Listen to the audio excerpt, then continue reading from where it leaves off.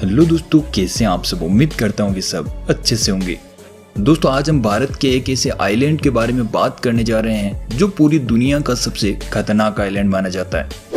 यहाँ पर किसी भी प्रकार की सुविधाएं मौजूद नहीं है और यहाँ के लोग इतने खतरनाक है कि यहाँ पर बाहर से आए लोगों को देखते ही मार देते हैं। दोस्तों, इस आइलैंड के बारे में जो लोग थोड़ा बहुत भी जानते हैं वो यहाँ जाने की भूल कभी नहीं करेंगे, और जाना तो दूर की बात, ऐसा सपने में भी नहीं सोच सकते।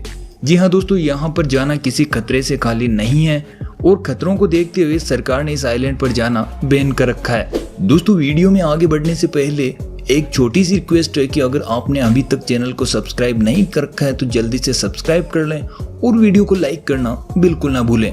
दोस्तों, दुनिया में बहुत सारे खूबसूरत आइलैंड है और उनमें से कुछ के बारे में हमने वीडियो भी बनाई है, लेकिन आज हम जिस आइलैंड के बारे में बताने वाले हैं उसके बारे में जानने के बाद आप भी इस आइलैंड पर कभी नहीं जाना चाहोगे। जी हाँ दोस्तों, आज हम बात कर रहे हैं नॉर्थ सेंटिनेल आइलैंड के बारे में। दोस्तों, यह आइलैंड अंडमान निकोबार द्वीप समूह का हिस्सा है जो बंगाल की खाड़ी में स्थित है। यह आइलैंड दुनिया के उन आइलैंड में से एक है जहाँ पर सैकड़ों सालों से कोई नहीं गया और जो भी गया है वो जिंदा वापस नहीं आया। दोस्तों, यहाँ पर रहने वाली जनजाति का दुनिया से कोई भी संपर्क नहीं है और इन्हें कोई भी मतलब नहीं है कि हमारा भारत देश आजाद हो गया है और हमारे देश की करेंसी क्या है। सुनने में आया है कि यह जब भी दुनिया के बाहरी लोगों से मिलते हैं तो हिंसा के साथ मिलते हैं। दरअसल इन लोगों को केवल अपनी ही जनजाति के लोग पसंद है और यह उन्हीं के साथ खुश है, और जब कभी भी इनके नजदीक से कोई विमान उड़ता है तो यह उस पर भी पत्थरों और अपने तीरों से हमला कर देते हैं। दोस्तों, आपको जानकर हैरानी होगी कि सन 2006 में कुछ मछुआरे गलती से इस आइलैंड पर पहुंच गए थे जिन्हें अपनी जान से हाथ धोना पड़ा, और इस जनजाति को लोस्ट ट्राइब के नाम से जाना जाता है जो कि यहाँ लगभग 60,000 सालों से इस आइलैंड पर रह रहे हैं। दोस्तों, आपको पता होना चाहिए कि यह भारत के ही हिस्से में आता है, लेकिन फिर भी यहाँ किसी भी केंद्र या राज्य सरकार का कोई भी नियम कानून लागू नहीं होता, क्योंकि इस आइलैंड पर केवल इन्हीं के कानून चलते हैं और सरकार भी अपने कानूनों को इन पर थोपने का प्रयास बिल्कुल भी नहीं करती।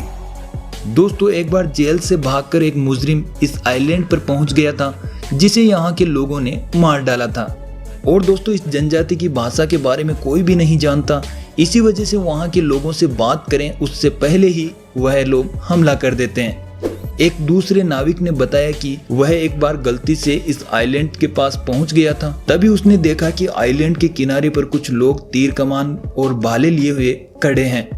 जैसे ही नाव उनके करीब पहुंची तो उन लोगों ने नाव पर तीरों की बरसात शुरू कर दी, लेकिन उन नाविकों की किस्मत अच्छी थी कि उनकी नाव थोड़ी दूरी पर थी, जिसकी वजह से उनकी जान बच गई।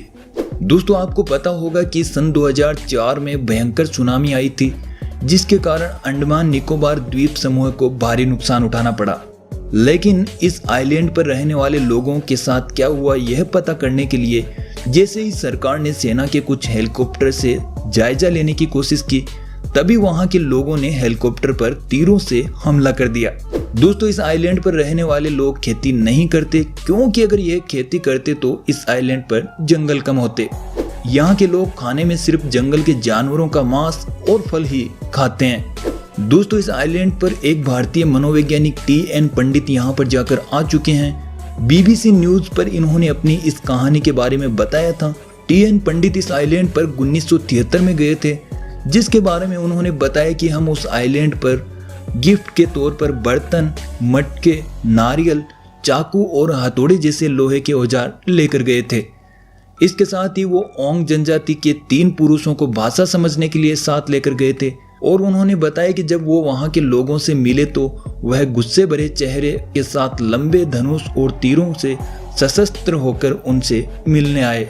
और इसके साथ ही टीएन पंडित ने बताया कि उनकी यह मीटिंग सेंटिनेल जनजाति के लोगों की शर्तों के अनुसार ही हुई थी और जब वो उनसे मिले तो वो आधे पानी में डूबे हुए थे और वहीं पर खड़े होकर उन्होंने वहां के लोगों को सारे उपहार दिए। लेकिन जैसे ही टीएन पंडित ने किनारे की तरफ बढ़ने की कोशिश की तभी वहां के एक आदिवासी ने चाकू से मार डालने का इशारा किया, जिसके बाद टीएन पंडित ने तुरंत वहां से निकलने का फैसला किया। दोस्तों अब आपको बता देते हैं कि यह जनजाति सबसे पहले दुनिया के लोगों के सामने तब आई जब जॉन एलन चाओ नाम का एक अमेरिकी व्यक्ति ईसाई धर्म को फैलाने के लिए इस आइलैंड पर पहुंचा और उसके बाद उस आदमी की वहां के लोगों ने हत्या कर दी। दोस्तों वैसे आपको बता दूं कि जॉन एलन चाओ चोरी छुपे उस आइलैंड पर नाविकों को रिश्वत देकर रात के अंधेरे में पहुंचे थे।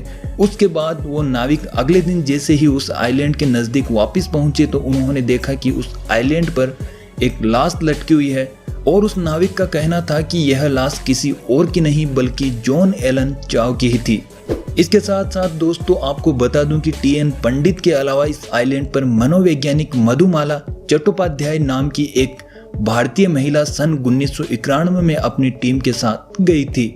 दोस्तों यहाँ पर हैरान कर देने वाली बात यह है कि जब भी इस आइलैंड के लोग बाहर के लोगों से मिलते हैं तो उन पर हमला कर देते हैं, लेकिन जब उन्होंने मधुमाला को देखा तो उन्होंने उन पर किसी प्रकार का हमला नहीं किया बल्कि वह इनके साथ फ्रेंडली हो रहे थे। और इस तस्वीर में आप देख सकते हैं कि वह मधुमाला को नारियल भी देते हैं।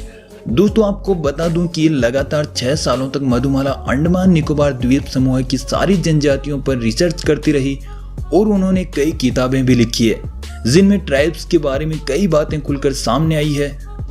तो दोस्तों यह था नॉर्थ सेंटिनेल आइलैंड का जानकारी से भरा वीडियो जिसमें हमने इस आइलैंड के लोगों के बारे में आपको बताया और मुझे लगता है कि यह वीडियो आपके लिए काफी डिफरेंट था।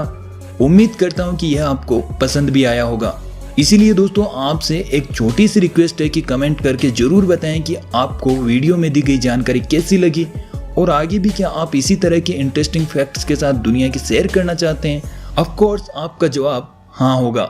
तो दोस्तों मिलते हैं अगली वीडियो में और अगर आपने अभी तक चैनल को सब्सक्राइब नहीं किया है तो जल्दी से सब्सक्राइब कर लें और पास में दिए बेल आइकन को भी प्रेस कर लें ताकि हमारे वीडियोस आप तक सबसे पहले पहुंचे।